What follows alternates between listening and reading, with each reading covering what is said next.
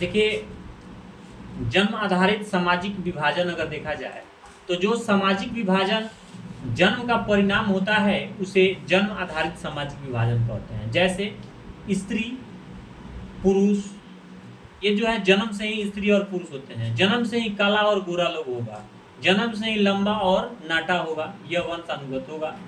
यानी इसको हम लोग कहते हैं जन्म आधारित सामाजिक विभाजन। वही बात की जाए सामाजिक विभाजन के 3 गो निर्धारित तत्व है। प्रत्येक मनुष्य में राष्ट्रीय चेतना के अलावा राष्ट्रीय उपराष्ट्रीय या स्थानीय चेतना भी होते हैं।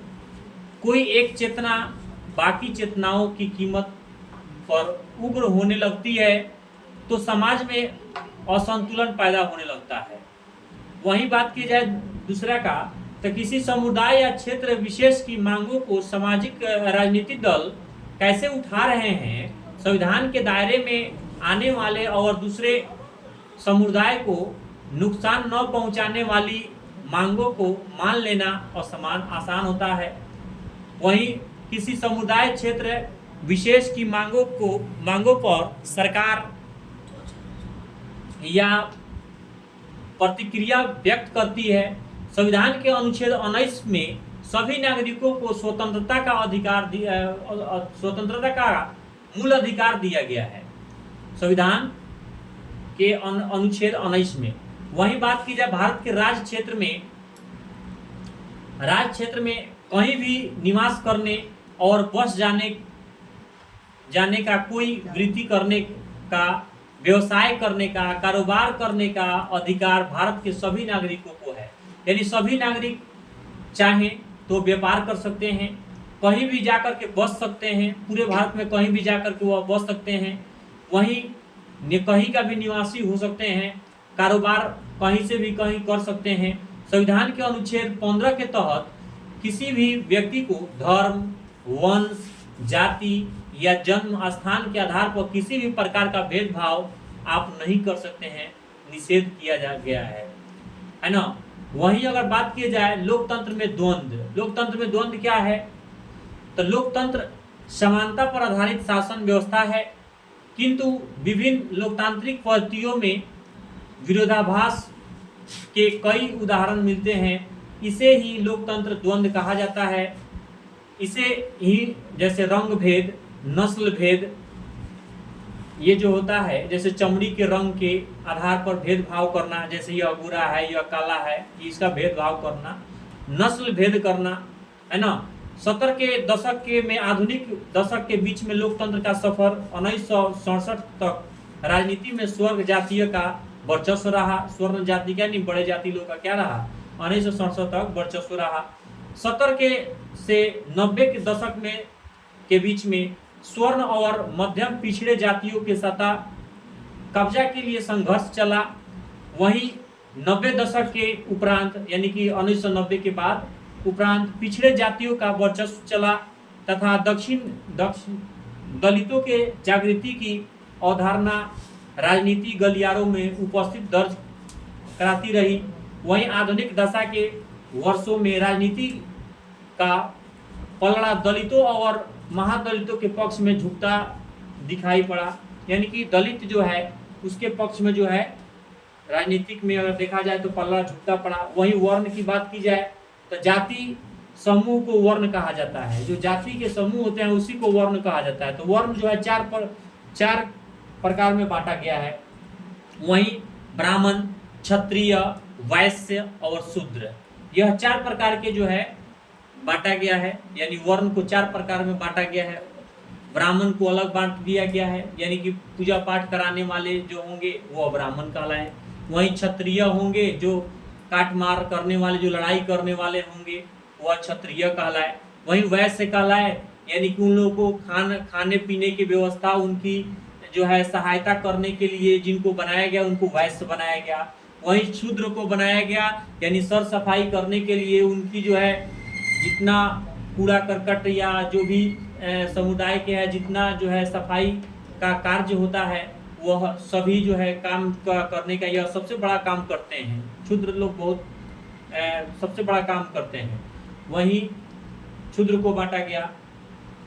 अंत्यज क्या होता है, तो वर्ण के निचले पद क्रम पर उपस्थित जातियां अंत यज कहलाता है। मतलब वर्ण के सबसे निचले पद पर, जैसे क्षुद्र, यह अंत्यज कहलाए। वही वर्ण व्यवस्था क्या है, तो वर्ण व्यवस्था जाति समूह का पदानुक्रम व्यवस्था है, जिसमें एक जाति के लोग हाल में सामाजिक पायदान में सबसे ऊपर रहेंगे, तो किसी अन्य जाति के समूह जो है लोग क्रमागत क्रम में नीचे स्थान पर रहेंगे। यानी कि जिस तरह से यह बनाया गया है कि ब्राह्मण सबसे ऊपर, क्षत्रिय उसके बाद वैश्य, उसके बाद शूद्र, इसी को हम लोग वर्ण व्यवस्था के नाम से जाना जाता है।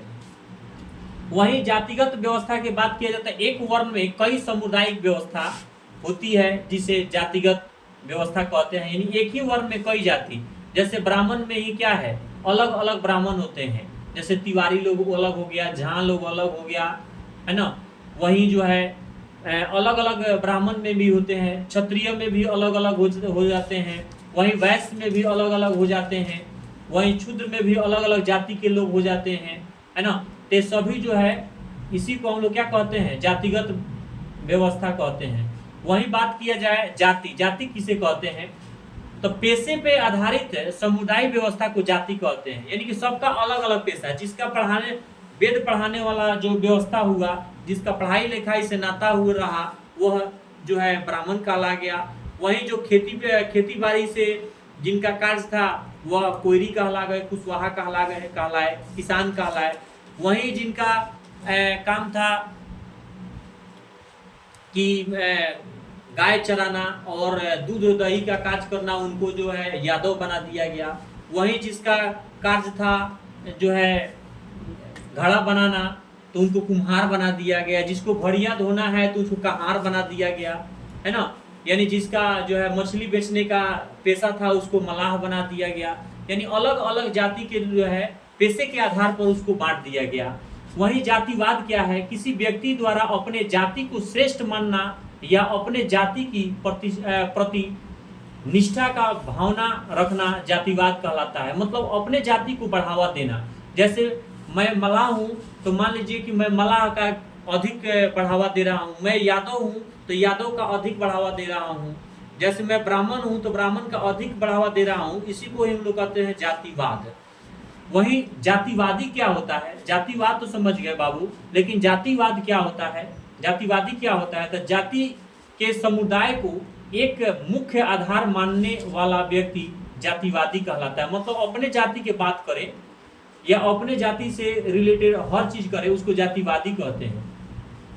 भारत में जातिगत व्यवस्था देखा जाता है, अगर खास करके देखा है तो बिहार में सबसे ज्यादा जातिगत देखा जाता है, क्योंकि यहाँ पर राजनीति का मुद्दा जो होता है जाति के ही आधारित होता है।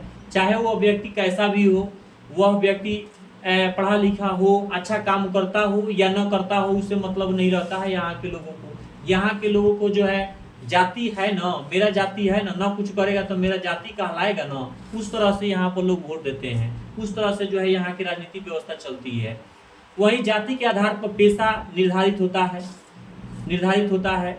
वहीं जातिगत की बात की जाए तो जाति के आधार पर शादी भी होता है। यानी यह मेरे जाति के हैं तो शादी होगा, मेरे जाति के नहीं है तो शादी नहीं होगा। लेकिन अब धीरे धीरे इसका जो है अपने समाज में देखा जा रहा है कि ये धीरे धीरे बदलाव हो रहा है कि अलग अलग जाति में लोग जो है शादी ब्याह कर लेते हैं।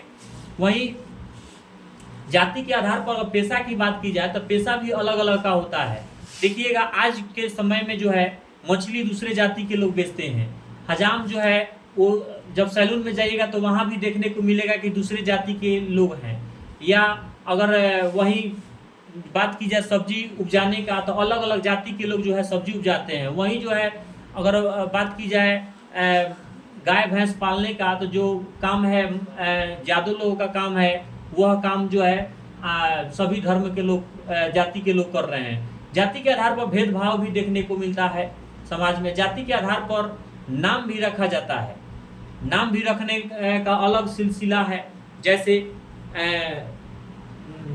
अगर कोई कुशवाहा जाति से है तो उसको जो कोयरी जाति से है तो अपने में नाम के जो है बाद में टाइटल लगा लेता है कि फलना कुशवाहा जो है, फलना सहनी, फलना तिवारी, फलना श्रीवास्तव, अलग अलग जो है जाति के जो है लगा लेता है लोग। भारत में जातिगत असमानताएं भी देखी जाती है।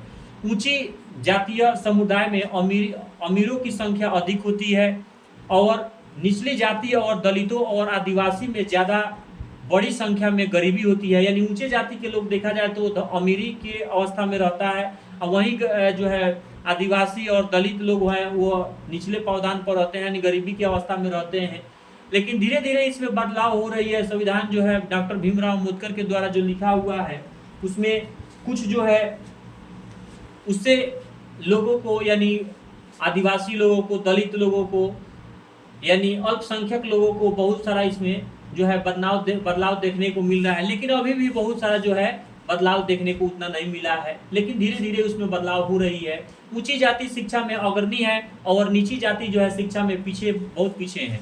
वहीं अगर बात की जाए जाति बंधन टूटने के कारण, जाति बंधन कैसे टूट गया है, क्यों टूट गया है, तो जाति बंधन टूटने का कारण जो है समाज सुधारकों और राजनेताओं के प्रयास से भी अगर देखा जाए तो समाज में जाति बंधन टूट रहा है। क्योंकि राजनेता जो है सभी, चाहे वो किसी भी धर्म का हो, किसी भी जाति के हो, सभी के यहाँ जाते हैं, सभी के यहाँ एक समानता बनाकर रखने का कार्य करते हैं। साक्षरता और शिक्षा में वृद्धि कराते हैं। वही साक्षरता यानी पढ़ने लिखने का जो है में अधिक प्रोत्साहन देना बच्चे को, जैसे कि अभी के सरकार जो है प्रोत्साहन दे रही है। जैसे कि अगर कोई बच्चा अगर 10th कर लेता है तो उसको 10,000 रुपया जो है मिल रही है।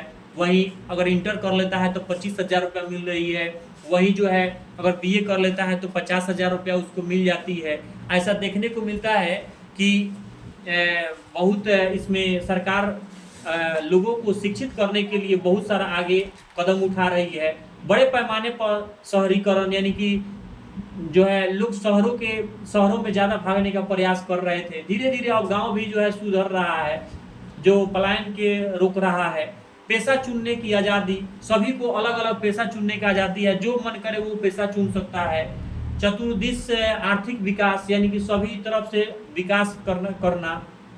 वहीं बात की जाए राजनीति में जाति का भूमिका क्या है, तो अधिकांश लोग अपने जाति के उम्मीदवार को वोट करते हैं, यानी वह चाहे कैसा भी हो लेकिन वोट करते हैं। निर्वाचन के वक्त पार्टी अभ्यर्थी तय करते समय जातीय समीकरण का ध्यान जरूर रखा जाता है कि यह मेरे जाति का है या नहीं है। अगर वहाँ पर अधिक जो है यादव समुदाय के लोग हैं, अधिक जो है मल्लाह समुदाय के लोग हैं, अधिक जो है कुशवाहा समुदाय के लोग हैं, अधिक जो है ब्राह्मण समुदाय के लोग हैं, तो वहाँ पर किस जाति को वहाँ पर खड़ा करेंगे तो वहाँ पर जीतेंगे, और किस जाति को नहीं खड़ा करेंगे तो नहीं जीतेंगे। ये चीज़ तय करती है, वहाँ की जातिगत समीकरण जो है तय करती है। अगर अधिक ब्राह्मण है और वहाँ पे हम यादव को किसी यादव को ले खड़ा कर देते हैं तो पार्टी वहाँ से हार जाती है।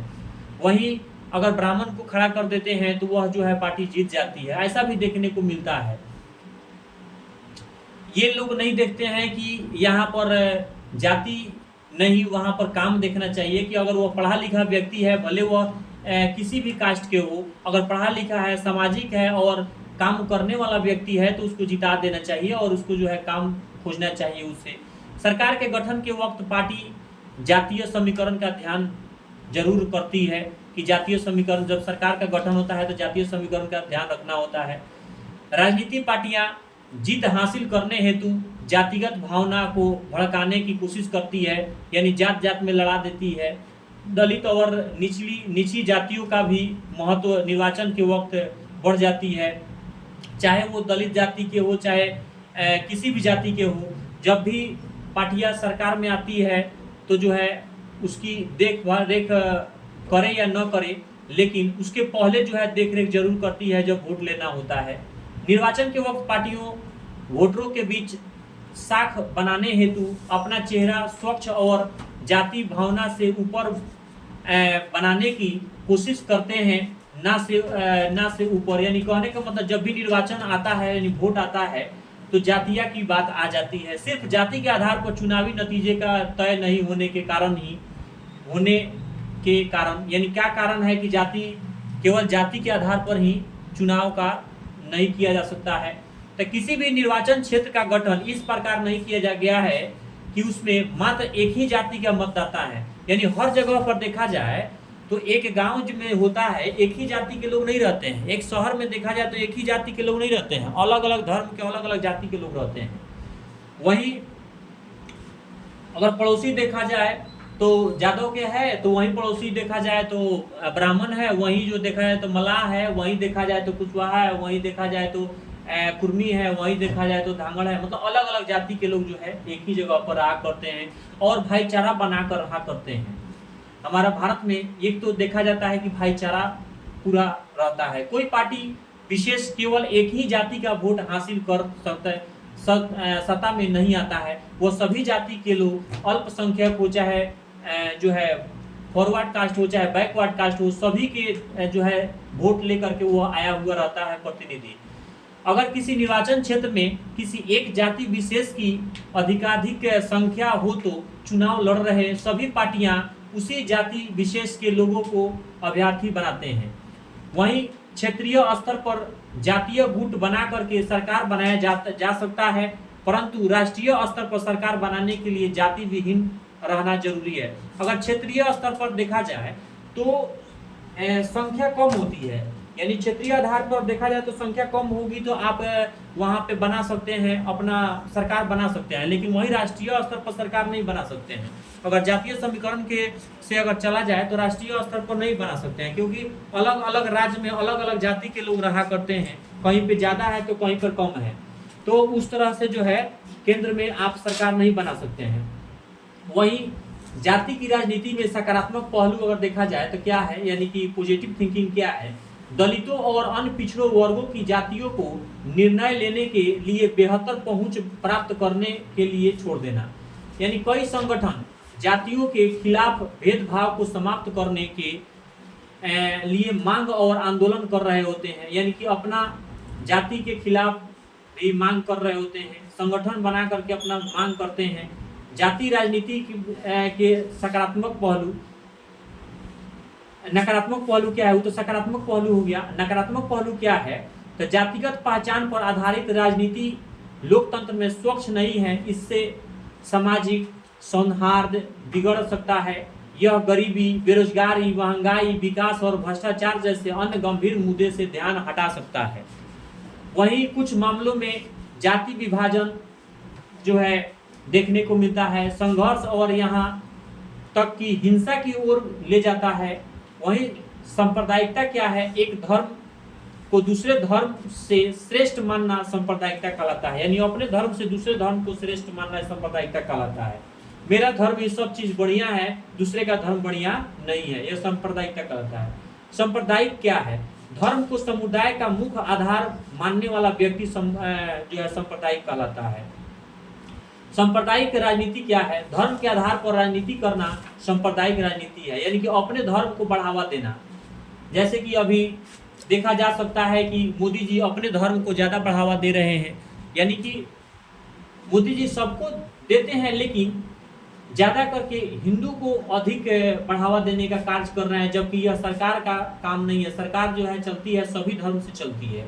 गांधी जी ने कहा था धर्म को राजनीति से अलग नहीं किया जा सकता है।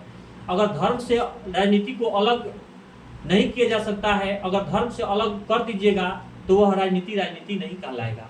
अल्पसंख्यक, जिस धर्म के लोगों की संख्या कम होती है उसे अल्पसंख्यक कहते हैं, यानी कि जिस जाति के लोग, यानी जिस धर्म के लोग अगर कम होते हैं उस धर्म के लोगों को राजनीति में धर्म एक समस्या के रूप में तब खड़ी हो जाती है जब धर्म को राष्ट्र का आधार मान लिया जाता है। अगर धर्म को राष्ट्र का आधार मान लीजिएगा तो राजनीति एक समस्या के रूप में उभर जाती है। और वहीं राजनीति में धर्म की अभिव्यक्ति एक समुदाय विशेष के विशिष्टता के लिए की जाती है। राजनीति किसी धर्म विशेष के दावे का पक्ष पोषण करने लगती है। किसी धर्म विशेष के अनुयायी दूसरे धर्मावलंबियों के खिलाफ मोर्चा खोलते हैं।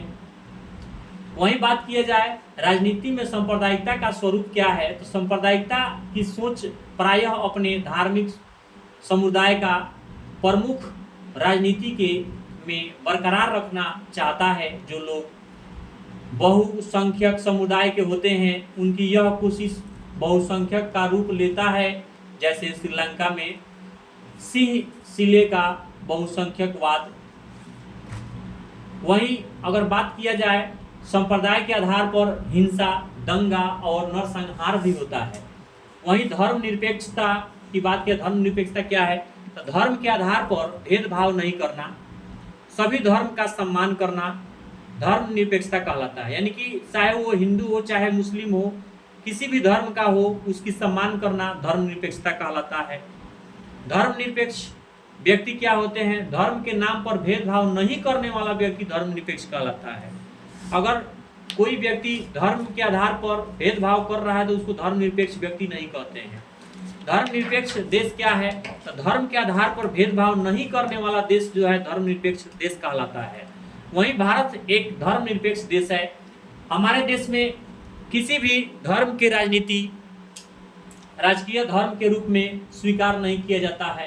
यानी राजकीय धर्म नहीं है, हमारे देश में राजकीय धर्म नहीं है। सभी धर्म को एक समान देखा गया है, चाहे वह हिंदू धर्म हो चाहे वह मुस्लिम धर्म हो, सभी धर्म को एक समान देखा जाता है।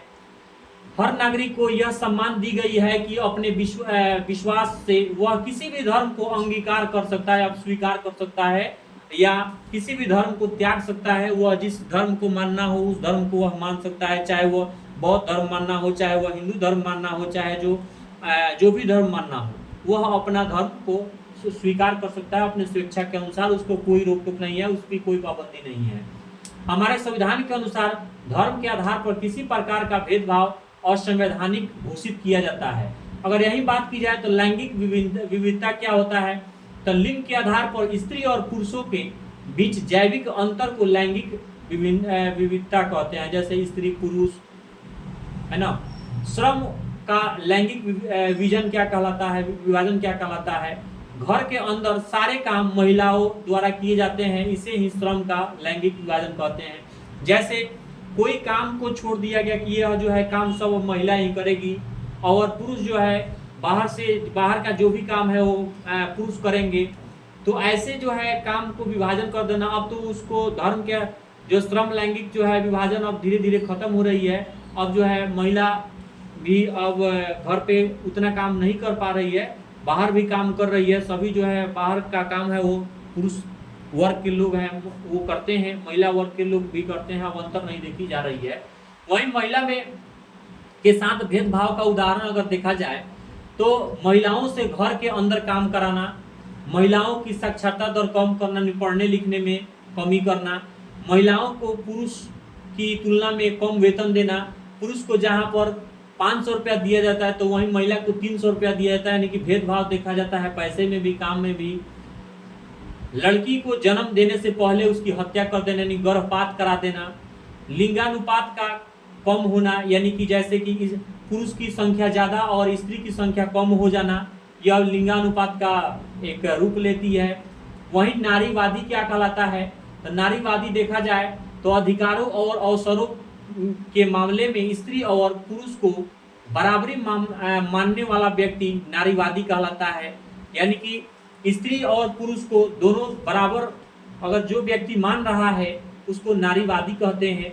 नारीवादी आंदोलन व्यक्तिगत होता है, पारंपरिक जीवन और सार्वजनिक मामलों में महिलाओं के लिए समानता प्राप्त करने के लिए उद्देश्य से महिलाओं द्वारा किए जाने वाले आंदोलन को नारीवादी आंदोलन कहते हैं। यानी महिला अपने हक के लिए एक आंदोलन खड़ा करती है जिसको नारीवादी आंदोलन कहा जाता है। वहीं बात की जाए तो सर्वप्रथम इंग्लैंड में 1918 में महिलाओं को वोट देने का अधिकार प्राप्त हुआ था। वहीं भारत के लोकसभा में महिला प्रतिनिधि की संख्या 59 है। ग्रेट ब्रिटेन में 19.3% जो है महिला जो है कि महिला की प्रतिनिधि की संख्या है। वहीं अमेरिका में 16.3% जो है, वहीं इटली में 16.1%, आयरलैंड में 16.2% महिला प्रतिनिधियों की संख्या है। ये हमने जो है जितना क्वेश्चन इस चैप्टर से जितना क्वेश्चन जो है इम्पोर्टेंट जो चैप्टर के अंदर से जो आने वाला था हमने जो है करा दिया। अब जो है इसका सारे के सारे क्वेश्चन आंसर जो है हम बारी बारी से जो है कराने जा रहे हैं।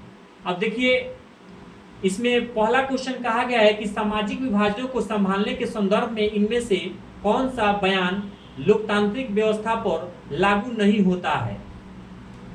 तो लोकतंत्र सामाजिक विभाजन के आधार पर समाज के विखंडन की ओर ले जाता है।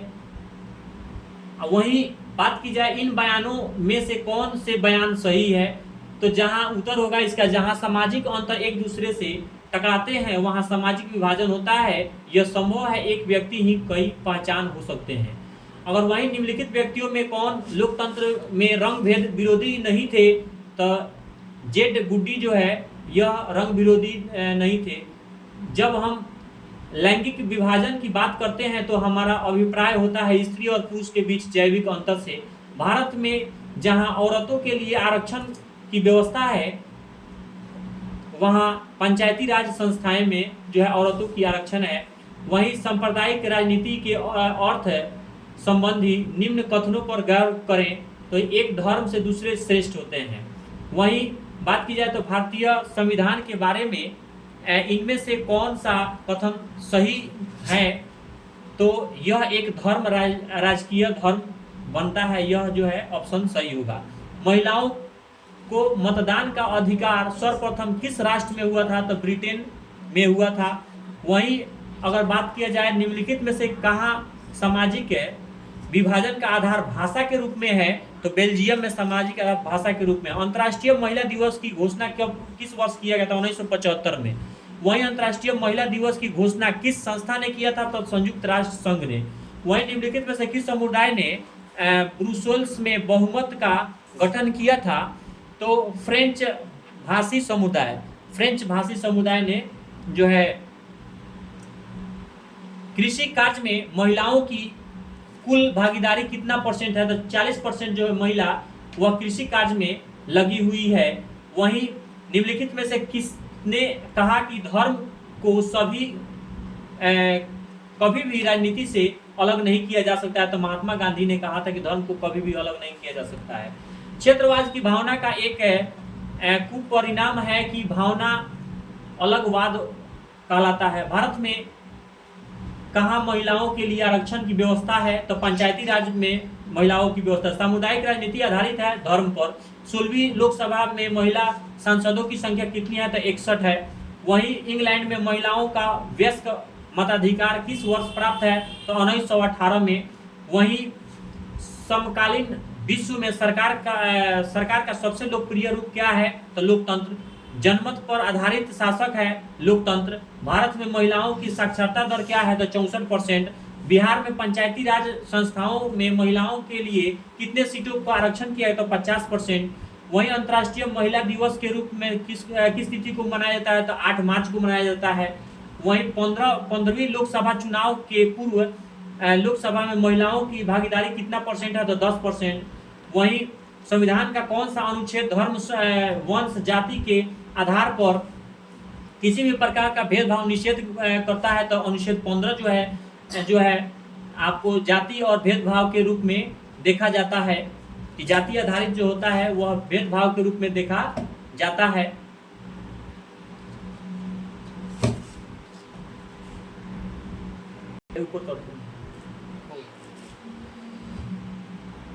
वहीं ब्रुसेल्स में 80% लोग किस भाषा बोलते हैं, तो फ्रेंच भाषा बोलते हैं। भारतीय संविधान में अनुच्छेद 19 में देश के सभी नागरिकों को कौन सा मूल अधिकार दिया गया है, तो स्वतंत्रता का अधिकार दिया गया है। और श्रीलंका में सामाजिक विभाजन किस स्तर पर है, तो ए और बी दोनों है। श्रीलंका में भेदभाव का आधार क्या है, तो भाषाई आधार है।